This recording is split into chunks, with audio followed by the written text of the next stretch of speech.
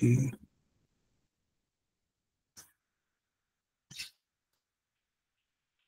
tu consegue ver a minha tela? Não, Não, acho agora que não. não. Vou tentar de novo. Ah, aqui estamos. Em poucos segundos vai ver alguma coisa. Seguro. Agora, Está vendo a tela? Uhum. Fantástico. Então, quando falamos da Torá,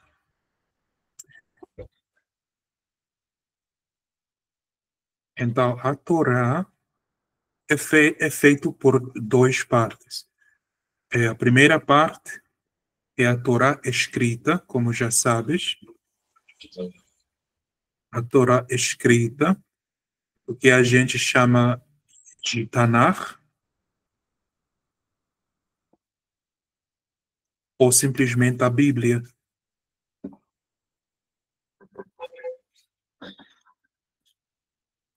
E a Bíblia tem 5 livros, como sabemos, 5 livros que são, vou fazer assim aqui,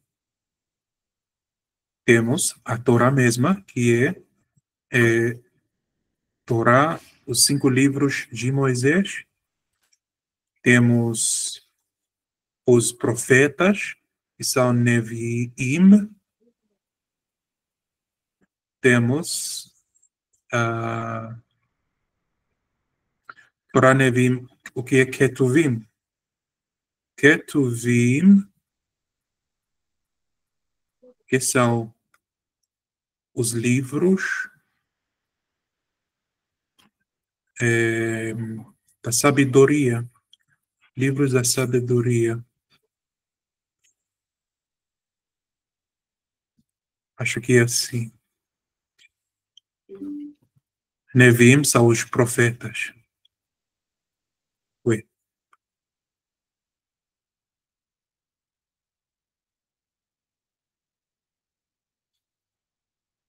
E, claro, Torá, os 5 livros de Moisés. É isso que é a Torá escrita. Agora temos a Torá, em segundo lugar, temos a Torá oral. A Torá oral, que é a Torá Shebal Pei. Em hebraico, isto é Shebal Pei, que significa a Torá da boca, ou a Torá oral, ok? Mas da boca quer dizer. E a outra Torá é escrita, são os livros.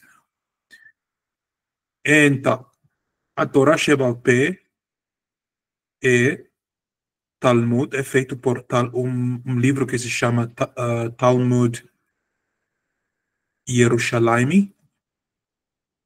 Talmud Yerushalayim.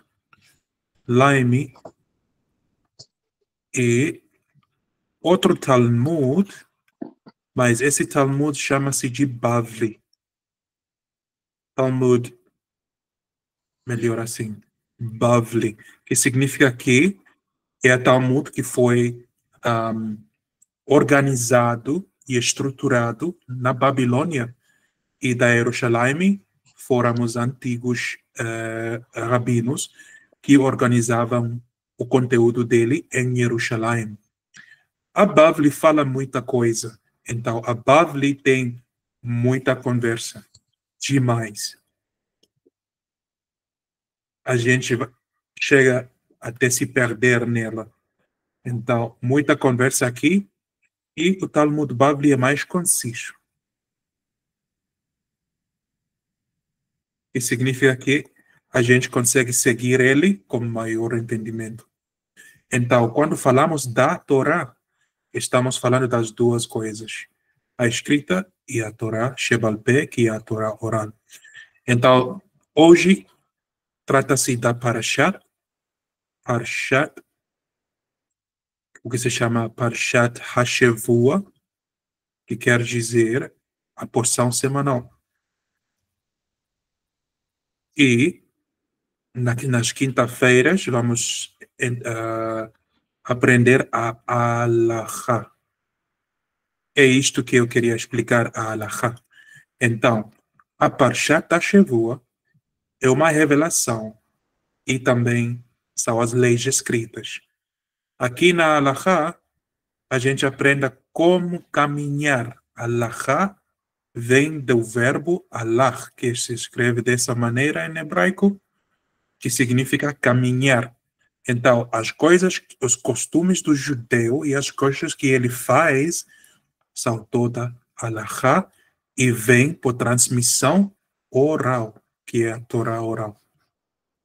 Ok? certo. Agora, voltamos à Bíblia. Eu não consegui encontrar uma Torá bilíngue em português e hebreu. É muito difícil encontrar essa combinação, mas aqui vamos usar a Tanakh em espanhol e eu vou traduzir para você, tá? Certo.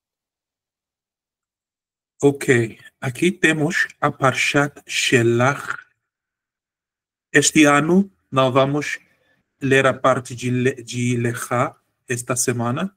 A parte de Lechá vai vir a semana que vem. Então, estamos em Shelach. O que significa Shelach? Shelach significa enviar. Enviar, acho que na Bíblia portuguesa seria como enviai vós os espias para reconhecer a terra, alguma coisa assim. Então, Shelach é enviar alguma pessoa ou alguma coisa para você mesmo.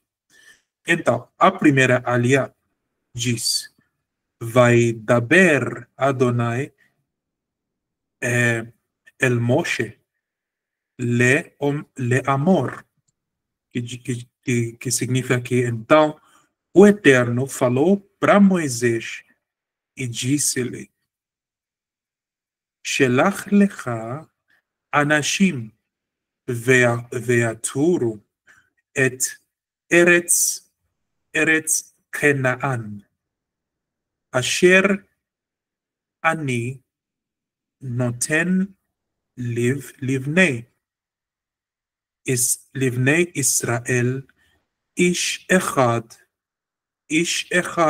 lematen avotai tishlahu kol nashie bahem, que significa que envie representante de cada casa de Israel, de cada tribo, representante. E cada representante tem de ser, que tem de ter um status de um líder ou um príncipe. Ok? E o propósito deles é para reconhecer a terra de Canaã. Porque o Deus está dando essa terra de Canaã para os israelitas. Ok? Então disse aqui que enviarei um homem de cada tribo de seus pais. Cada um deles deve ter dirigente entre eles. Dirigente seria um líder, neste caso, um príncipe. E continua dizendo o seguinte: Vaishelach Iatem Mishe mi devar pa'arn al pi Adonai kulam o kulam anashim rashei, que significa que o Moshe Rabbeinu nesta vez enviou-lhe deste o deserto de Pará, de acordo com o mandato do Eterno.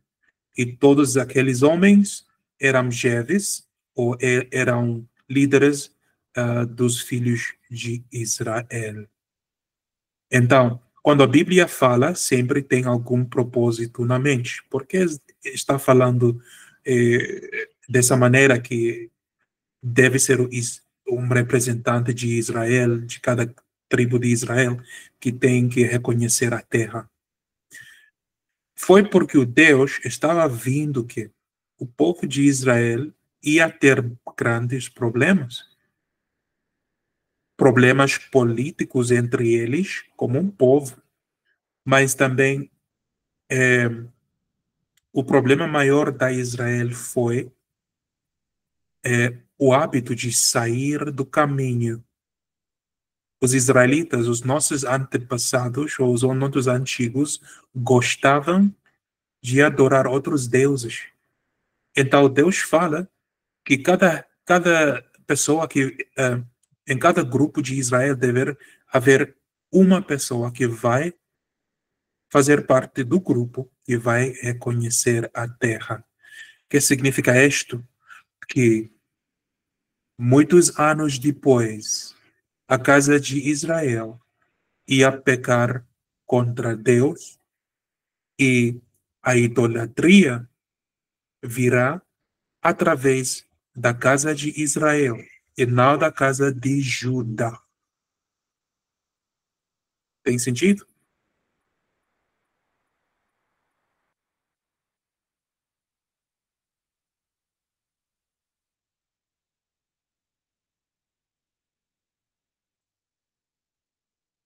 Uhum. Entendeu o que eu tentei de explicar? Percebi. Ui, não consigo. Ok, ok, fantástico. A rede está lenta, muito lenta, como 4 segundos. Uma demora de Oh, 4 oh. segundos. A rede não está facilitando. Então, sim, sim. O importante é que funcione. Então, tudo bem.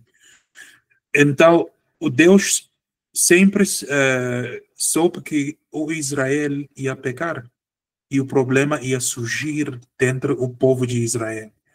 Mas, entre os dois, entre o povo de Israel, o Deus escolheu dois caras, dois homens, para que sejam os líderes maiores que iam levar a Israel à terra prometida. Yehoshua, o filho de Nun, e o Caleb. Muito interessante, porque o Deus escolhe o Caleb e também o Yehoshua para levar o povo de Israel à terra prometida. É porque os 11 espias pecaram ante de Deus porque não acreditavam que o Deus tinha o poder para vencer aqueles gigantes da terra de Canaã. Então, seguimos com a leitura. É, ואלה שמותם למטה ראובן, ראובן, שמוע בן זכור. Então, os nomes desses líderes eram o Reuven, o da tribo do Reuven foi Samua, o filho de Zacur. O seguinte foi o Ori, ou Sfat, filho de Ori. Lemate, Shemun, Shfat, ben Hori. Então chamou também Asfat, filho de Ori, e depois da tribo de Shimon e da tribo de Yehudá, diz Limote Yehudá, Kalev ben Jefuné. Então, o Caleb também foi chamado de filho de Jefuné, é da tribo de Eudá. Depois, Lematé, Yissacar, Yegal Ben Yosef. Depois, foi chamado o Issachar, da tribo de Issachar, o Igal, filho de Yosef, ou de Josué. Depois, a tribo de Efraim foi Oséias, filho de Nun, que é realmente Yehoshua. E da tribo de Benjamim foi Palti, filho de Rafu. E depois, da tribo de Tsuar, quem é Tsuar? Tsuar. Zuar. Quem é Zuar? Estou me olvidando. Então, Tsuar, da tribo de Tsuar foi Gadiel, filho de Sodi. E depois foi chamado da tribo de Yosef, ou Josué, Manassé, que era filho de Gadi, perdão, da tribo de Josué, que era da tribo de Manassé, chamou a Gadi, filho de Susi. E da tribo de Dan foi Amiel, filho de Gemali, ou de Gemali. E da tribo de Asher foi chamado Setur, filho de Micael. Da tribo de Naftali, Najbi, filho de Vaspi. E da tribo de Gad foi Geuel, filho de Maqui. E disse que esses nomes dos homens que Moshe enviou para explorar a terra foi o Oséias, filho de Nun, que Moshe colocou por nome Yehoshua. Então, o Moshe Rabbeinu mudou o nome de Oséias para que seja Yehoshua, ou Josué. E o Moshe Rabbeinu enviou a explorar a terra de Canaã esse grupo e disse a eles tem de subir daquele lugar a um lugar chamado Negev, no deserto, e de ali subir ainda mais a uma região montanhosa. E dessa região, eles iam a observar que como era a terra, e como era o povo que habitava nesse lugar, e se foram fortes ou pequeninos, sem poder, ou foram numerosos. E também tinham de observar se a terra habitada era boa para as atividades agrícolas ou não.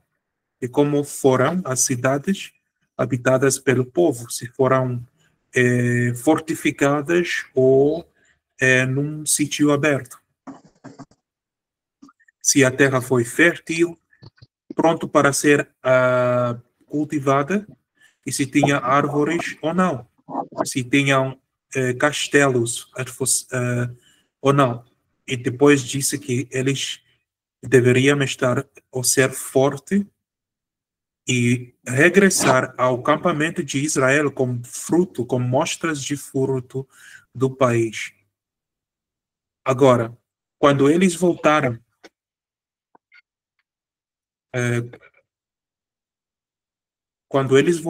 da sua missão, voltaram com muito medo, dizendo que o povo de Canaã era tão alto e tão gigante que eles não conseguiam ficar lá mais por ter medo de ser atacado ou perder a guerra contra eles.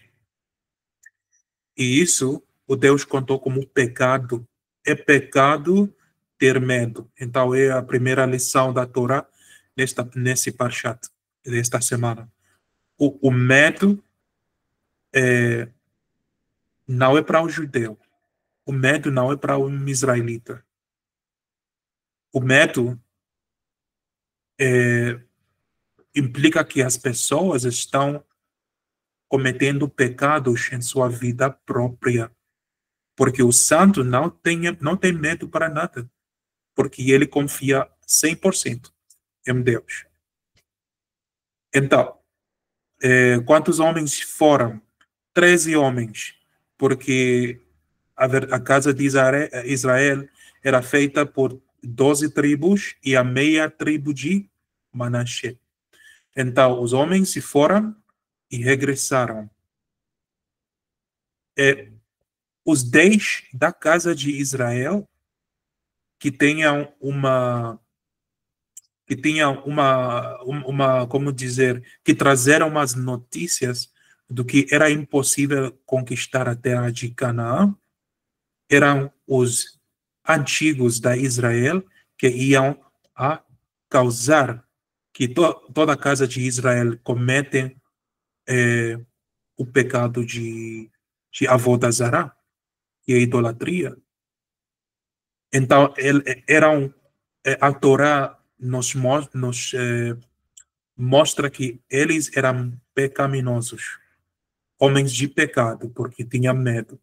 Mas entre eles era Josué ou Osias, filho de Num, e Caleb, homens de valor, homens que não têm temor para nada, homens santos.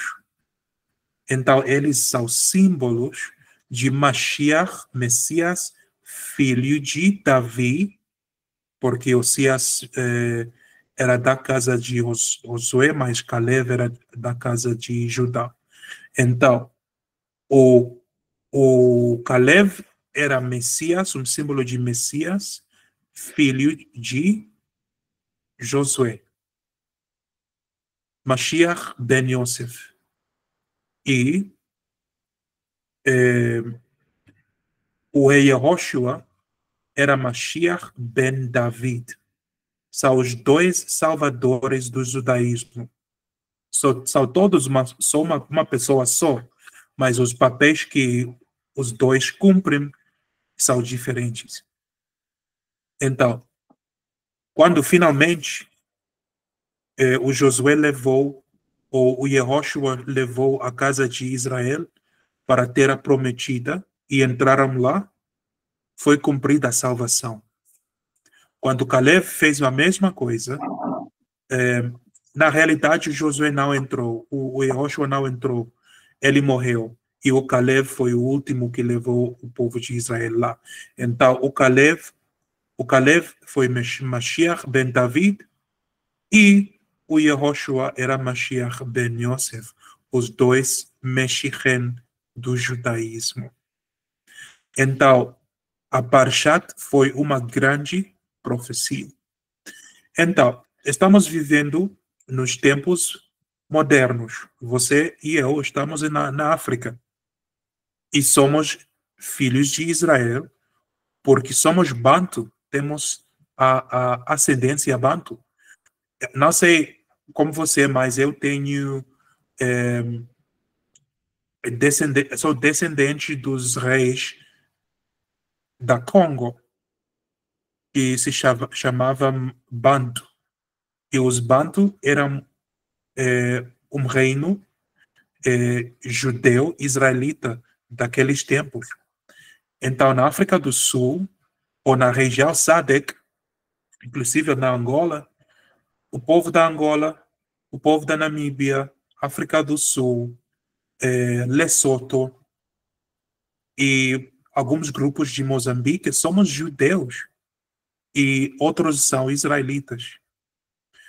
Mas é muito difícil para nós voltar ao judaísmo nominal, a um judeu europeu e dizer que somos judeus porque perdemos a Torá escrita, entendeu? E a única Torá que o Bantu, ou o negro, que não gosto dessa palavra, a única Torá que preservamos foi a Torá oral, através da nossa cultura. Então, a cultura africana é a prática da Mishnah escrita. A Mishnah é um livro de Talmud. Então, o judeu europeu tem a Torá, ele sabe ler hebraico, ele sabe interpretar, mas os atos deles são incompletos porque falta conhecimento da cultura africana. Porque a cultura africana é a mesma de sempre que Moisés ensinou ao povo de Israel. Então, entre nós, somos judeus ou Benei Israel. Como que somos Benei Israel, os filhos de Israel? É porque quando Moisés matou um egípcio e depois fugiu para a África, ele se casou com a rainha da África daquela época. Ele passou 40 anos na como fala Etiópia em português? Etiópia? Como falar Etiópia corretamente? Etiópia. Etiópia. Obrigado. Então, esse Etiópia chama-se de Congo Catiopa. Disso vem o Etiópia, de Congo Catiopa.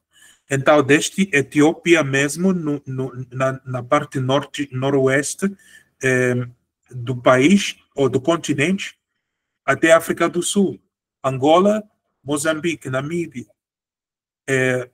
O povo Wambo, todas as tribos, os mais negros que são de cor de pele, é mais israelitas que são. Isso não querendo arrumar a política, mas isso significa que vem da casa de Israel. Então, xenofobia, ódio entre os negros, os africanos da parte sul, especificamente da parte sul, é uma estupidez, porque somos uma família só, somos familiares, porque todos temos uma raiz naquele reino judeu que estava na Congo. Na minha família, antes de chegar em Congo, tínhamos partido deste Iêmen, o que é a Zânia. Iêmen, Etiópia, Tanzânia, Quênia, Congo. E os antigos moraram em Congo por muito tempo antes de seguir para a parte sul, mudando para Zambezi, o rio Zambezi, e depois cruzavam o rio Limpopo para chegar na África do Sul. Então, eu não sou sul-africano, seriamente falando, eu sou parte banto e parte iemenita, ou iemeni, de Iêmen.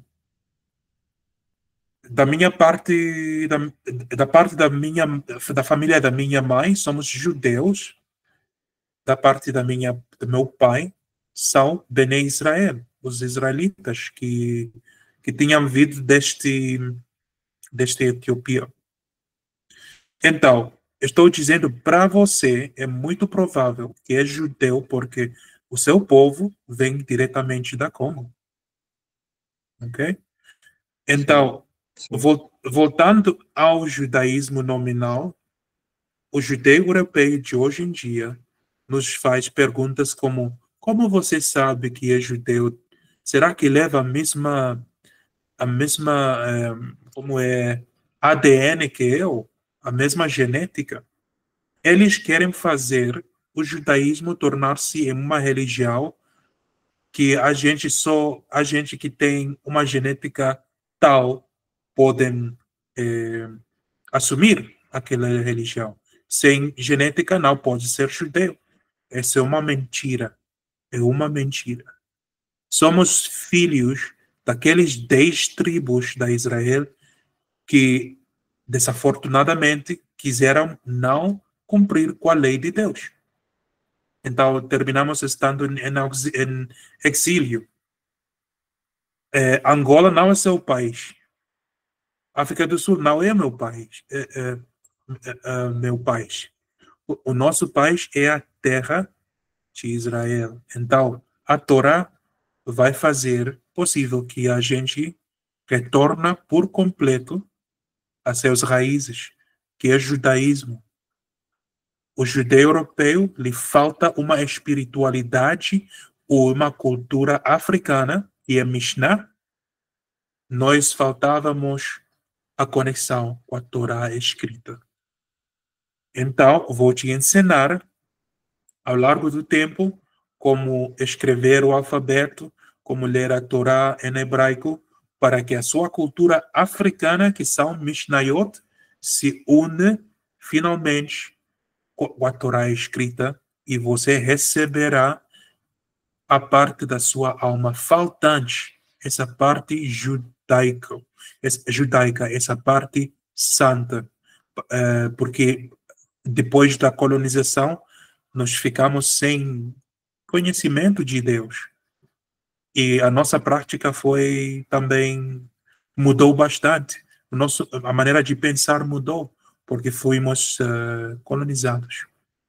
Tem algum comentário? Tenho só uma dúvida.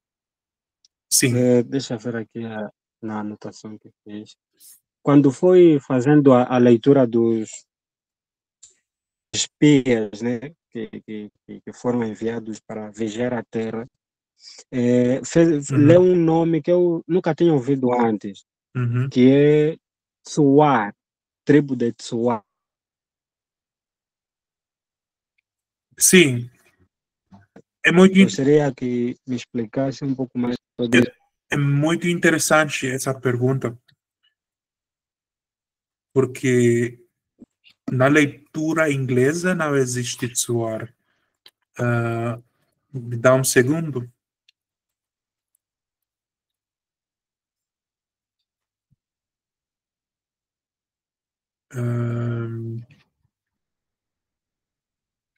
Ok.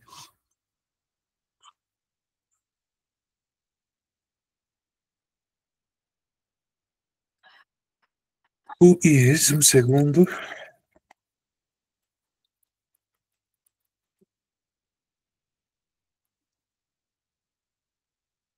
Ok. Então, Suar era Issachar. Não sei como falar Issachar em português, sem ideia. Sabia.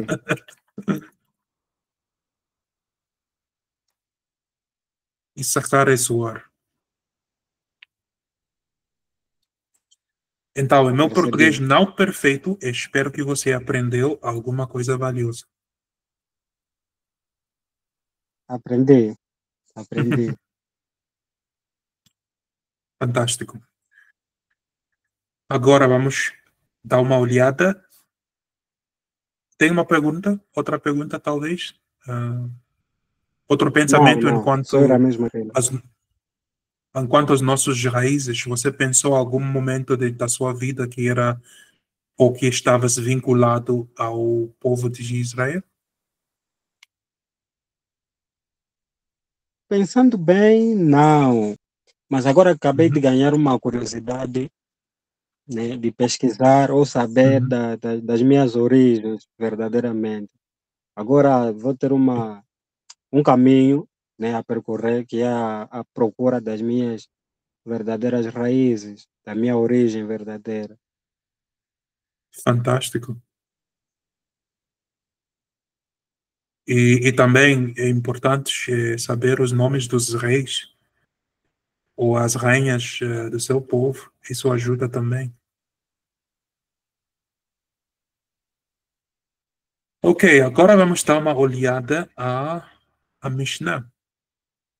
Então, você aprendeu um pouco sobre a Torá, sobre a Parshat. Agora, como vai ser a sua prática judaica? A prática judaica não são as leis para torturar o povo. É para saber como conectar com Deus. Todas as leis fazem que a gente consiga conectar com Deus. Então, na lei oral, nós encontramos com a Mishnah. A Mishnah são as leis que foram desenvolvidas a mais pelos rabinos, porque eles queriam explicar o que a Torá diz. Então, aqui temos Mishnah, um tratado que se chama Berachot. Berachot são as bênçãos, Então, o judeu, antes de fazer qualquer coisa, ele diz uma bênção, como você já sabe. E a bênção que vamos aprender é a Shema.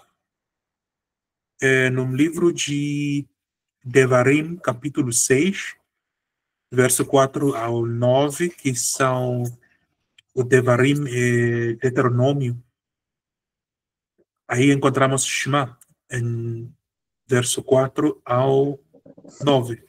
Shema Israel, Adonai Eloheinu, Adonai Echad. Então, os rabinos estavam pensando aqui e fazendo uma pergunta: quando deveria ser, a que horas deveria ser pronunciado ou feito um Shema do dia? Então, disse aqui: Me'ematai korim et Shema be'arvit. Desde que horas pode ser recitado a Shema, ou o Shema Israel. E aqui diz Misha'a shehakohanim nikenasim lekol betrumatan, que significa que a hora ótima para recitar a Shema, a primeira Shema do dia, ou o primeiro Shema do dia, é desde o momento quando os sacerdotes entram nos seus átrios para comer das ofrendas. Isso seria o final da primeira vigília. O que significa isto? Significa que, naqueles dias do templo, os sacerdotes tinham esse trabalho de receber todos os animais que foram sacrificados e colocar os pedaços deles sobre o fogo.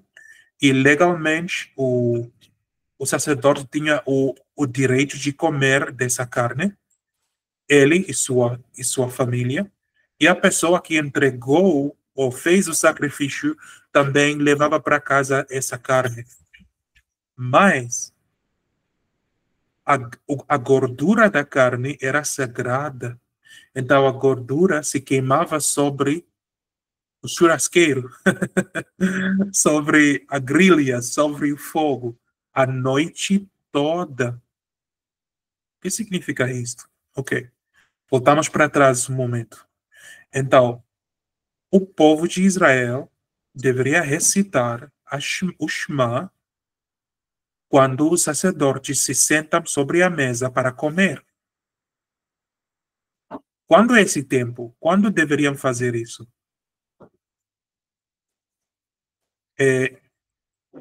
Isso é o momento quando o sol, como dizer, durante o atardecer, quando o sol vai para dormir, digamos, ao fim do dia, é o momento para comer das ofrendas.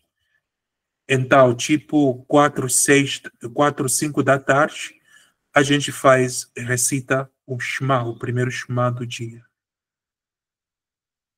O que aconteceu com essa gordura que ficava no churrasqueiro ou sobre o fogo? Essa graça se queimava durante a noite toda, sem nenhuma pessoa vigilando-a. o fumo dela subiu para o céu. E o Deus gostava desse perfume. Ele se deleitava nesse perfume a noite toda. Que significa que o Deus aceitou as orações de Israel.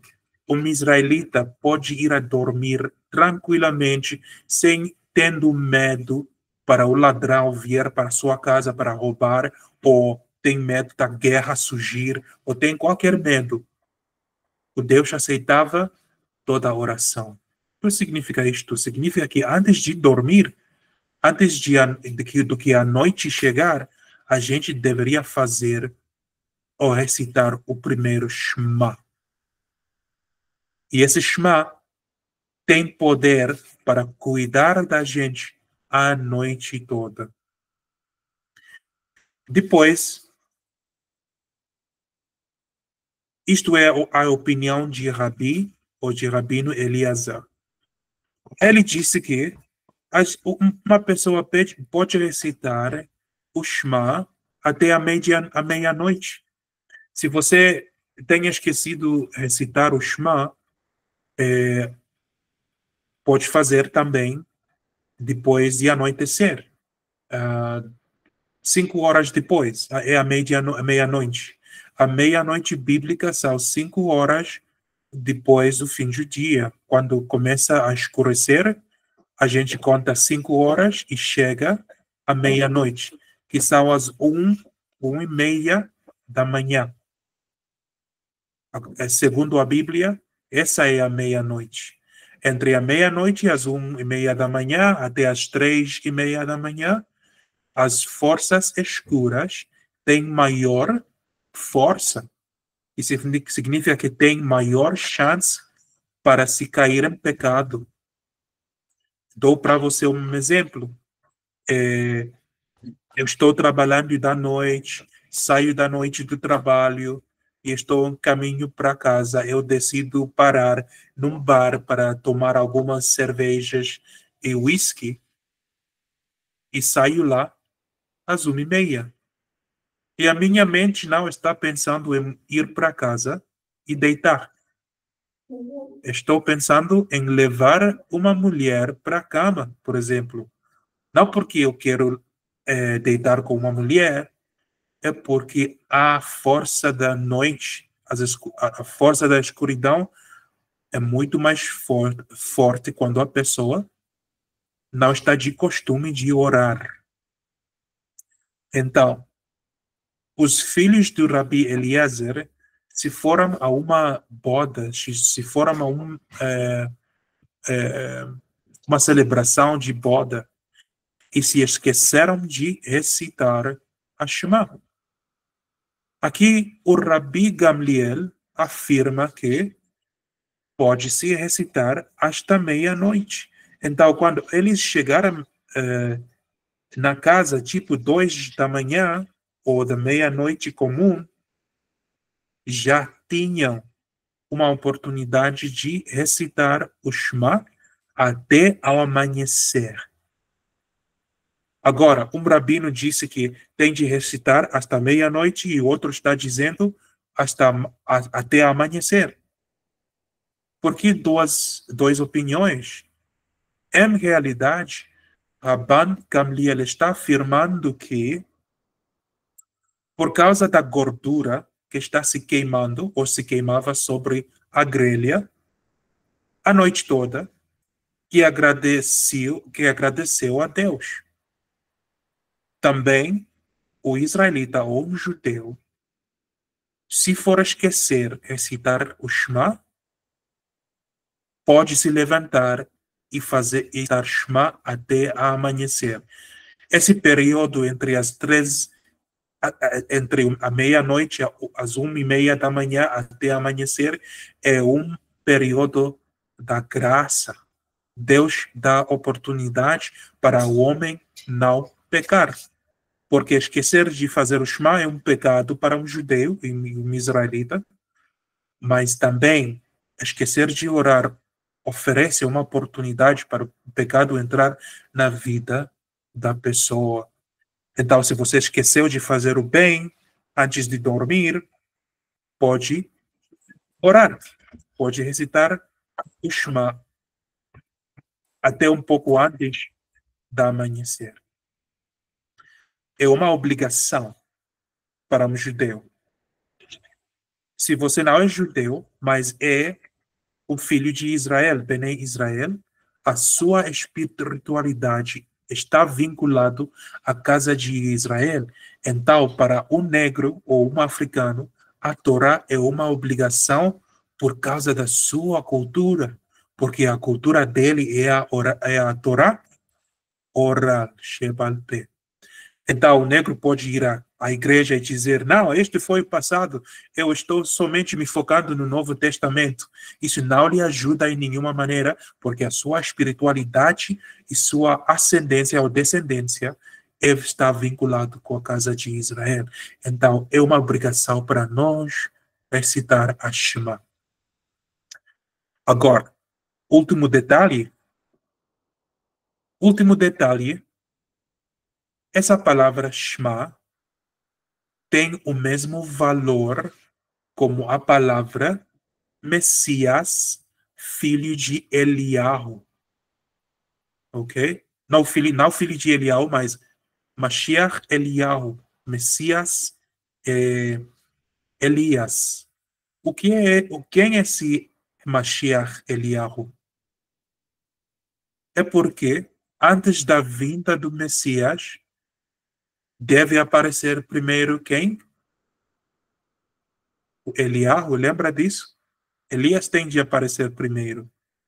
Não tem Mashiach ou Messias sem Eliahu, sem Elias. Então, os escritores da Bíblia cristã, que eram os romanos, no Novo Testamento escreveram que apareceu Elias e Moisés para fortalecer a Jesus antes da sua paixão. Isto é uma mentira das mentiras. Porque se apareceu naquela época Elias, a sua aparência deveria tido escrito no Talmud e nos Mishnayot. Não tem nenhum livro no mundo judaico que conta que uma vez, faz 2000 anos atrás, apareceu Elias. É uma mentira. Porque sem Elias aparecendo, não vamos ter Messias, não vamos ter Mashiach. Então, o Shema que a gente recita da noite, antes de dormir, é uma oração para Deus enviar finalmente o seu Messias. Então, perguntam os rabinos por que os sábios falaram que a pessoa pode recitar o Shema até a meia-noite? Simplesmente para apartar-lo ou apartar o homem da possibilidade de fazer um pecado ou de cometer um pecado. Vamos deixar aí e continuar quinta-feira. Então, meu irmão, o que está pensando?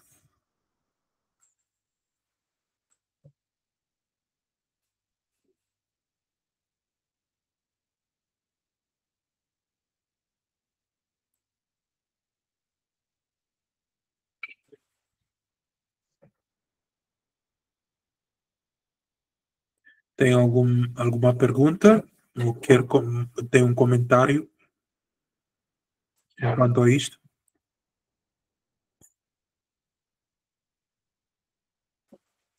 Não percebi. Algum comentário ou pergunta? Uma pergunta enquanto o que estudamos aqui? Não, agora não. Agora não tenho nenhuma pergunta. Vou ver aquelas anotações que fui fazendo. E se surgir alguma dúvida, na quinta-feira vai ser a primeira coisa. Fantástico. Fantástico. Eu vou pesquisar um Sidur em português para você, ok? Muito bom. Fantástico. Então, Deus lhe abençoe e que esta semana será cheia de bênçãos para você. Acabou, Obrigado.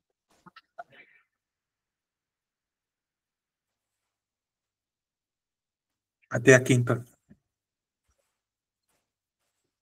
Até.